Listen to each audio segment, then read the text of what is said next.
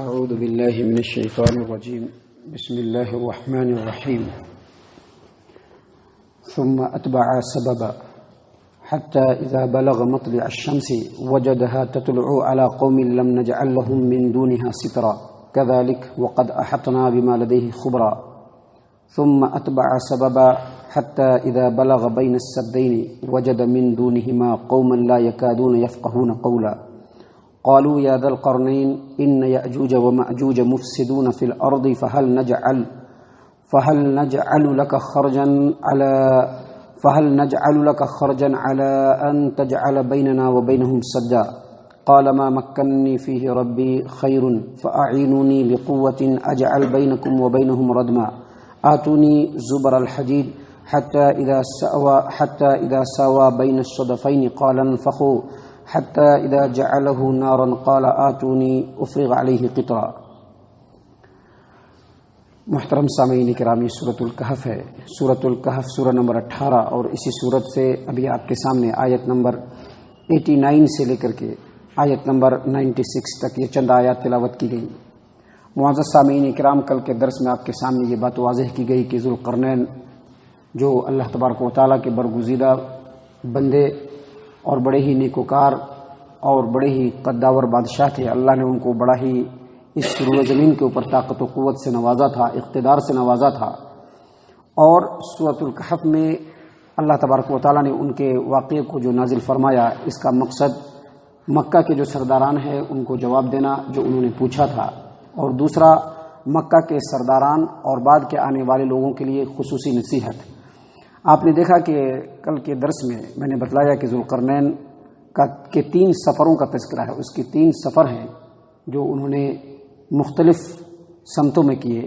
اور کل آپ کے سامنے بتلایا گیا کہ سب سے پہلا سفر جو ان کا تھا وہ مغرب کی طرف تھا، جہاں پر انہوں نے ایک ایسی قوم کو پایا جو اللہ تبارک و تعالیٰ کی عبادت نہیں کرتی تھی، شرک میں مبتلا قوم تھی. تو ایسے قوم کے پاس جب وہ پہنچے تو اللہ تبارک و تعالیٰ نے ان کو اختیار دیا کہ چاہے تو آپ ان کے ساتھ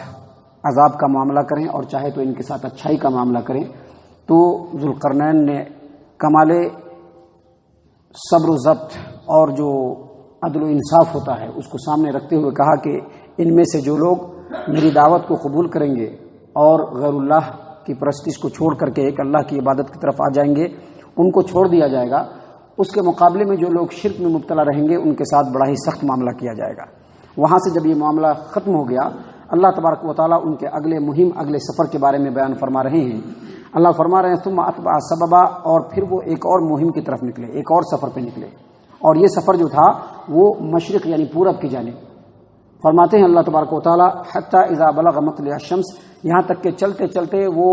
پورب کی طرف زمین کے بالکل آخری کنارے پر پہنچے جہاں سے سورج طلوع ہوتا ہے. جہاں پر سورج یعنی درمیان میں وہ چل رہے ہیں تو چل ہی نہیں رہے ہیں، بلکہ جو بیچ میں علاقے پڑتے ہیں ان کو وہ فتح کرتے ہوئے جاتے ہیں. وہاں پر جو ہے اسلامی تعلیم کو جو اللہ تبارک و تعالیٰ نے اس وقت نازل فرمائی تھی اس کو لوگوں کے درمیان لاگو کرتے ہوئے آگے بڑھتے بڑھتے ایسے جگہ پہ پہنچے جہاں پر زمین ختم ہوتی ہے اور وہاں پہ سورج جو ہے طلوع ہو رہا ہے. اللہ فرماتے ہیں حتی اذا بلغ مطلع الشمس وجدها تطلع على قوم لم نجعل لهم من دونها سترا، یہاں تک کہ وہ ایسی جگہ پر پہنچے جہاں پر سورج طلوع ہو رہا ہے اور انہوں نے پایا، انہوں نے محسوس کیا کہ سورج ایسی قوم پر طلوع ہو رہا ہے کہ ہم نے اس کے درمیان اور سورج کے درمیان یعنی اس قوم کے درمیان اور سورج کے درمیان کوئی پردہ نہیں رکھا ہے. کیا مطلب اس کا یہ ہوا کہ جہاں پر سورج طلوع ہو رہا ہے وہاں پر ایسی قوم ہے جو بالکل مہذب نہیں ہے. رہنے کے لیے نہ گھر بنا کر کے رکھا ہے، نہ سورج کی دھوپ سے بچنے کے لیے، نہ بارش سے بچنے کے لیے انہوں نے کوئی چھوٹا موٹا خیمہ بنا کر کے رکھا ہے. بالکل انتہائی جنگلی اور غیر مہذب قوم جو پہاڑوں کے کھوہ میں زندگی گزار رہی ہے. ایسے قوم کے پاس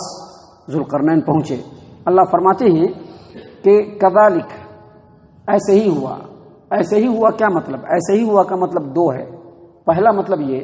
کہ ذوالقرنین کا جو ہم یہ واقعہ بیان کر رہے ہیں حقیقت میں یہی واقعہ ہے. اس کے مقابلے میں جو لوگ بیان کر رہے ہیں وہ اس کی کوئی اہمیت نہیں ہے. جو ہم بیان کر رہے ہیں دراصل یہی حقیقت میں واقعہ ہے. اس کا ایک مطلب یہ ہوا. اور دوسرا مطلب یہ ہوا کہ جس طرح سے جب مغرب میں پہنچے تھے ذوالقرنین اور وہاں پر جو انہوں نے قوم کو دیکھا اور ان کے لیے جو انہوں نے 2 طریقہ اختیار کیا کہ ہم دعوت دیں گے، جو دعوت کو قبول کر لیں گے جو اللہ کی عبادت میں آ جائیں گے ان کے ساتھ اچھائی کا معاملہ ہوگا، اور جو ہماری دعوت کو رد کریں گے اور اللہ تبارک و تعالیٰ کے ساتھ شریک کریں گے دوسروں کو، تو اس کے ساتھ بڑا سخت معاملہ ہوگا۔ تو یہاں پر بھی انہوں نے ایسا ہی معاملہ کیا۔ اور آگے اللہ تبارک و تعالیٰ فرما رہے ہیں کذالک وقد احطنا بما لدیہ خبرا،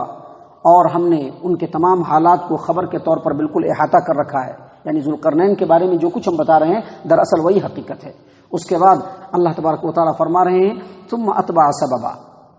جب یہاں پر کی مہم کمپلیٹ ہو گئی، یہ سفر کمپلیٹ ہو گیا، تو اب آخری سفر جو 3 سفر کا تذکرہ ہے اس میں سے آخری سفر کا تذکرہ اللہ تبارک و تعالیٰ کر رہے ہیں۔ اللہ فرما رہے ہیں ثم اتبع سببا، اور اس نے پھر ایک راہ اختیار کیا، ایک مہم پہ چلے۔ کس طرف چلے؟ قرآن کریم میں اس بات کا کوئی تذکرہ نہیں ہے کہ وہ پورب گئے کہ پشچم گئے کہ دکن گئے کہ اتر گئے، لیکن مورخین اور مفسرین نے قیاس کرتے ہوئے کہا ہے کہ اب جو ان کا سفر تھا وہ نارتھ کی طرف تھا، کیونکہ جو لاسٹ سفر ہے اسی سفر میں ایسی قوم کے پاس پہنچے جس قوم کو یاجوج اور ماجوج پریشان کیا کرتی تھی۔ اللہ فرماتے ہیں حتی اذا بلغ بین السدین، جب وہ تیسرے مہم پر نکلے تو ایک ایسی جگہ پر پہنچے کہ دونوں طرف پہاڑی تھی اور بیچ میں بالکل گھاٹی تھا اور بالکل کھلا ہوا جگہ تھا۔ بین السدین، 2 پہاڑوں کے درمیان جو گھاٹی تھی وہاں پر پہنچ گئے، اور مورخین مفسرین نے بتلایا ہے کہ یہ بالکل اتری علاقہ، نارتھ کا علاقہ، قفقاز نام کا علاقہ تھا، وہاں پر پہنچے۔ اللہ تبارک و تعالیٰ فرما رہے ہیں وجد من دونہما قوما، دونوں گھاٹیوں کے بیچ میں انہوں نے ایک قوم کو پایا، لا یکادون یفقہون قولا، دونوں ایک دوسرے کی بات نہیں سمجھ پا رہے ہیں، یعنی ذوالقرنین اور ان کے ساتھ جو ان کی فوج ہے ان کی بات وہ لوگ نہیں سمجھ رہے ہیں، اور اس قوم کی بات یہ لوگ نہیں سمجھ رہے ہیں، کیونکہ دونوں ایک دوسرے کے لینگویج کو نہیں جان رہے ہیں۔ اللہ فرما رہے ہیں کہ وجد من دونہما قوما، ان دونوں گھاٹیوں کے درمیان ایک ایسی قوم تھی لا یکادون یفقہون قولا، کہ جو دونوں ایک دوسرے کی بات کو نہیں سمجھ پا رہے تھے۔ اللہ فرماتے ہیں قالوا یا ذوالقرنین، ان لوگوں نے کہا، کن لوگوں نے؟ جو قوم کے لوگ تھے، اے ذوالقرنین۔ اب یہاں پر سوال یہ پیدا ہوتا ہے کہ بات تو سمجھ نہیں رہے ہیں، پھر ان لوگوں نے کیسے کہا اے ذوالقرنین؟ تو یہ بہت ہی سمپل سی بات ہے، اس میں زیادہ سوچنے اور سمجھنے کی بات نہیں ہے۔ جب سے اللہ تبارک و تعالیٰ نے اس روئے زمین پر لوگوں کو رکھا ہے، تب سے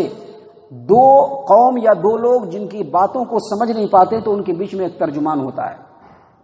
جیسے انگلش کوئی لوگ نہیں سمجھ رہے ہیں اور انگلش بولنے والا ہے تو یہ انگلش میں بولتا ہے اور بازو میں بیٹھا ہوا اس کا ترجمہ کرتا ہے، تو ممکن ہے کہ کوئی ترجمان رہا ہو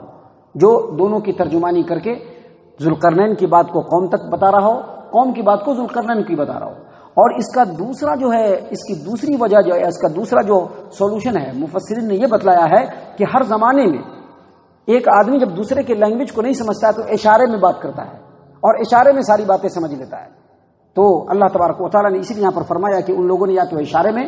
یا ترجمان کو سامنے رکھ کر کے کہا کہ یا ذوالقرنین، اے ذوالقرنین، ان یاجوج و ماجوج مفسدون فی الارض فهل نجعل لك خرجا على ان تجعل بیننا وبینهم سدا۔ یاجوج ماجوج ایک قوم ہے جنہوں نے زمین کے اندر فساد پھیلا رکھا ہے، ہم چاہتے ہیں کہ ہم سب لوگ مل کر کے چندہ اکٹھا کریں یا پھر آپ کے لیے ایک ٹیکس جمع کریں، چونکہ آپ بادشاہ ہیں، آپ ہمارے لیے ایک دیوار بنا دیجئے۔ یہ جو یاجوج اور ماجوج ہے جو ہمیشہ ہمارے اوپر حملہ کرتا رہتا ہے، اس کے حملے کا ہمیشہ خوف ہے، تو آپ ایک کام کیجئے کہ یہ جو گھاٹی ہے اس گھاٹی کو بالکل بند کر دیجئے دیوار بنا کر کے، اور اس کے لیے ہم تمام جو قوم کے لوگ ہیں مل کر کے ایک رقم اکٹھا کرتے ہیں ٹیکس کے طور پر یا چندے کے طور پر، جو آپ کو ہم دے دیں گے، اور اس کے بدلے میں ہمارے اور ان کے درمیان جو ہے ایک دیوار، ایک آڑ بنا دیجئے۔ یہ یاجوج اور ماجوج جو ہے یہ ایک ایسی قوم ہے جس کے بارے میں مفسرین خاص طور سے مسلم مورخین نے لکھا ہے کہ نارتھ ایسٹ کا بالکل دور کا علاقہ، نارتھ ایسٹ کا بالکل دور کا علاقہ، اس علاقے کے وادیوں کے اندر ایک ایسی قوم تھی جو بالکل وحشی اور درندوں کی طرح سے قوم جو آج بھی موجود ہے دیوار کے پیچھے۔ وہ قوم اس زمانے میں موقع بموقع وہاں سے نکلتی ہے اور دنیا کی مہذب قومیں جو ایشیا کے اندر اور یورپ کے اندر ہوتی تھی اس کے اوپر حملہ بولتے تھے،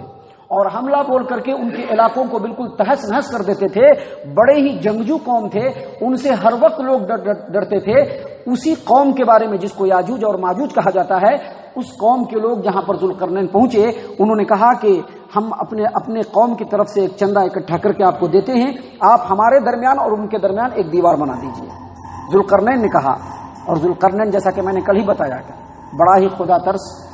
انتہائی تقوی اور پرہیزگاری والا اور انصاف پسند بادشاہ تھا۔ اس نے کہا ما مکنی فیہ ربی خیر، میرے رب نے جو مجھ کو دیا ہے مال و دولت، لشکر، قوت، طاقت، یہ میرے لیے کافی ہے، تمہارا پیسہ ہم کو نہیں چاہیے۔ فاعینونی بقوت، ہاں لوگوں کو جمع کرو، یعنی ہمارے پاس طاقت ہونی چاہیے، ہم اکیلے نہیں کر سکتے یہ کام، تو تمہاری قوم کے جو لوگ ہیں اس میں سے لیبر، مزدور وغیرہ سب لے کر کے دو، تاکہ سب مل کر کے میرے ساتھ کام کریں تو ہم ایک دیوار تعمیر کر سکتے ہیں۔ اللہ نے اسی بات کو یہاں پر فرمایا ہے، قال ذوالقرنین نے کہا ما مکنی فیہ ربی خیر، میرے رب کا دیا ہوا میرے پاس بہت کچھ ہے اور میرے لیے بہتر ہے، فاعینونی بقوت، لہذا آپ لوگ ہمارا سپورٹ کریں، لوگ جمع ہوں، یہاں پر بہت سارے مین پاور آنے چاہیے جس میں لیبر ہوں، ہر طرح کے لوگ ہوں، کام کرنے والے ہوں۔ اس کے بعد ذوالقرنین نے کہا